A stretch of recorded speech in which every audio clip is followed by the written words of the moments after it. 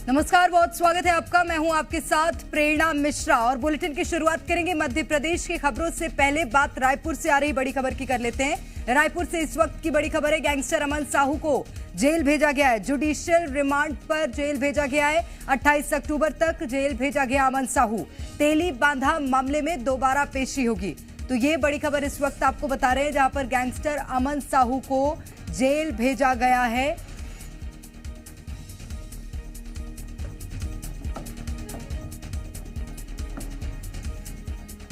और ज्यादा जानकारी लेंगे राजेश निषाद, हमारे संवाददाता इस वक्त हमारे साथ सीधे रायपुर से जुड़ गए हैं। राजेश, अभी न्यायिक रिमांड पर जेल भेजा गया है अमन साहू, और क्या जानकारी मिल रही है? सुनवाई में क्या कुछ सामने आया है?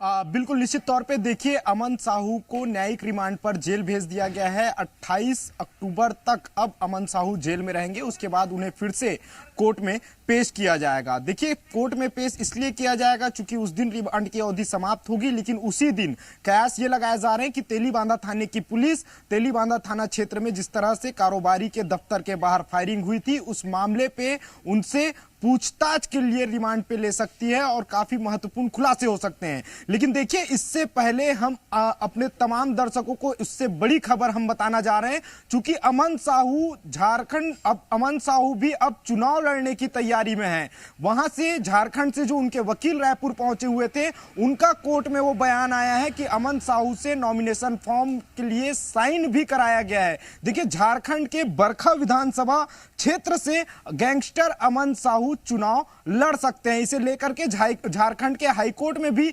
याचिका लगाई गई है, और ये इस वक्त की सबसे बड़ी खबर। जी मीडिया एक्सक्लूसिव हमारे तमाम दर्शकों से ये जानकारी साझा कर रहे हैं। फिलहाल अमन साहू को अभी रायपुर जेल के लिए रायपुर पुलिस रवाना हो गई है। वो 28 अक्टूबर तक वो जेल में रहेंगे। लेकिन उससे पहले ये बड़ी खबर निकल के सामने आ रही है कि अब अमन साहू गैंगस्टर जेल में रहते हुए अब वो विधानसभा चुनाव लड़ने की तैयारी कर रहा है। क्योंकि झारखंड विधानसभा चुनाव की तारीख का जैसे ही ऐलान हुआ है, उसके बाद से पूरी तरह से उनके जो लोग हैं वो तैयारी में जुट गए थे। और इसका बयान खुद जो अमन साहू का जो वकील है वो रायपुर कोर्ट पहुंचे हुए थे। जब अमन साहू को आज कोर्ट में पेश किया गया, इस दौरान उनके वकील ने यह सीधे तौर पे यह बयान दिया है कि अमन साहू अब बरखा विधानसभा क्षेत्र से वो चुनाव लड़ेंगे, और उसके नॉमिनेशन फॉर्म वो लेकर के रायपुर पहुंचे हुए थे। और अमन साहू से बाकायदा इसका साइन भी कराया गया है, जो कि इस गैंगस्टर को चुनावी मैदान में अपने पक्ष में उतारेगी।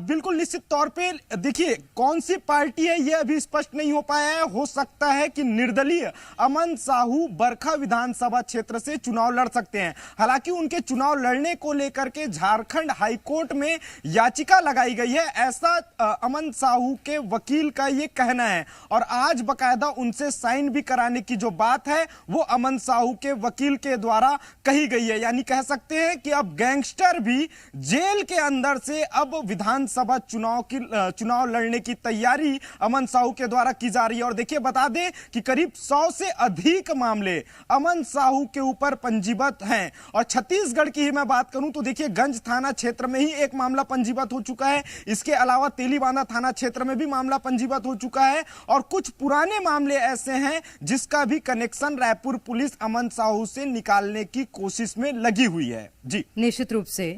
और अभी रायपुर जेल में कब तक अमन साहू बंद रह सकता है राजेश, इसकी कोई जानकारी मिल पाई है क्या?